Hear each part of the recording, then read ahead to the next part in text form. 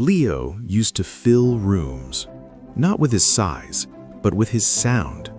His guitar case would yawn open on bustling street corners, and he'd pour songs into the air. People would stop. They'd smile.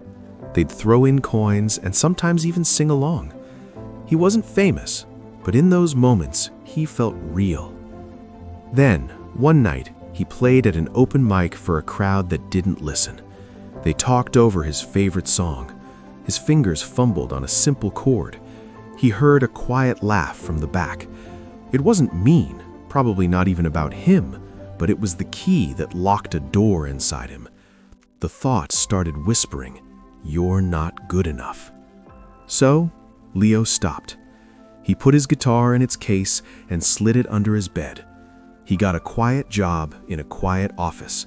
He made safe, small talk. The person who filled rooms with sound now worked very hard to take up no space at all. The guitar under his bed wasn't an instrument anymore. It was just a box full of embarrassment. Years passed. Leo's hair got a little thinner, his routines more solid. The dream felt like something that happened to a different person. Then his niece, Maya, came to stay for the summer. She was 10, all bright eyes and endless questions. On her second day, she found the case under the bed. "What's this, Uncle Leo?" "Just an old thing," he said, his heart doing a funny jump.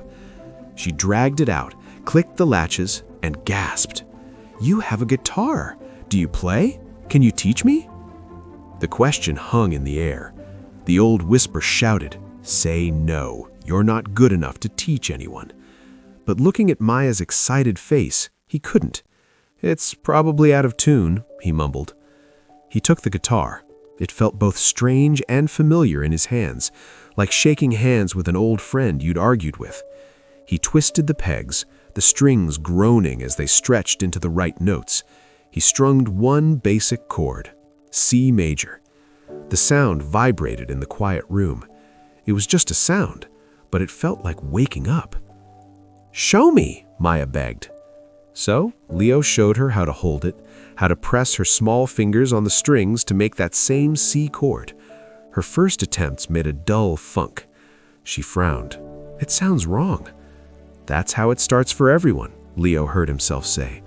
"Your fingers need to build strength. It takes time." He said the word, but for the first time he heard it differently. Time. He had always seen time as the thing that cemented his failure. The more years that passed since he'd played, the more that failed night was proven right. Time was the wall between him and the musician he used to be. But teaching Maya, he saw time as something else. It wasn't a wall. It was the material. Time was the minutes of practice that would slowly toughen her fingertips. Time was the patience to try the chord for the 10th time. Time was not his enemy. It was the only way forward for her and for him.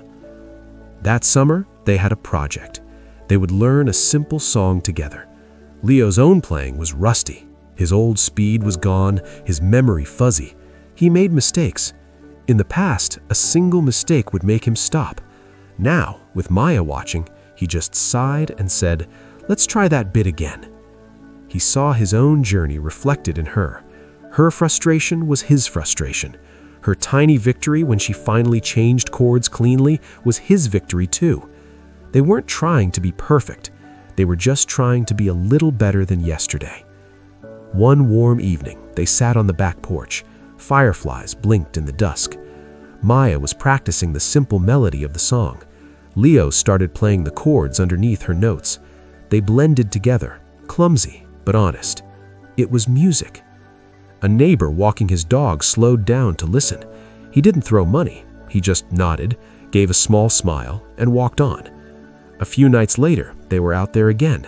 This time, the neighbor from the other side came out and sat on her steps silently, just listening. On Maya's last night, they decided to play the whole song through. And as they began, Leo saw something happening. The neighbor who walked his dog came and leaned on his fence. The woman from the other side brought her husband. Another light went on next door, and a window slid open. Leo and Maya played. They missed a note here and there, but they kept going. When the last chord faded, It was quiet for a second. Then, from the darkness, came the sound of applause. Not from a big crowd, but from 5 or 6 neighbors scattered in the twilight, clapping for the simple, shared moment. Leo didn't feel the roar of a crowd. He felt something deeper, a connection. He hadn't filled a room with sound. He had woven a small community together with it, mistakes and all. Maya went home, promising to keep practicing. Leo kept playing, not to be the best, but because it brought him joy. He played on his porch. He even went back to an open mic, played one simple song, and was perfectly okay with the polite, not wild applause. Here is the lesson time taught Leo, and the lesson it teaches all of us. Time is not a judge keeping score of your failures. Time is a patient teacher in a very, very long class. At first, time feels like it's working against you. Every day you're not where you want to be feels like proof you never will be. You see time as a countdown to giving up. But if you change your view, everything changes. Time becomes your practice room, your canvas, your rehearsal space. The awkward beginning, the frustrating middle, the small improvements, they aren't signs you're failing. That's the class. That's what learning looks like. That's what growth feels like. It's not pretty, it's necessary. The dream you had last year or 10 years ago isn't dead because time passed. It's just waiting for you to use the time you have now differently. Don't use your present moments to mourn the past or fear the future. Use them to practice, to try, to be a beginner again. Your worth isn't decided by one bad day, one rejected idea, one failed attempt that echoes in your head. Your worth is built by the quiet, consistent courage you show by trying again tomorrow. Time will pass anyway. Let it pass while you're slowly, bravely getting better. Start small. Start now. Pick up your old guitar. Write the first sentence. Take the first step.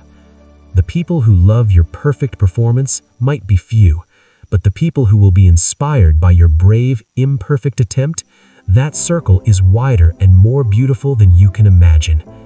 The lesson is clear. Don't wait for the right time. Use the time you have right now to begin. The music isn't in the flawless performance, it's in the willingness to play.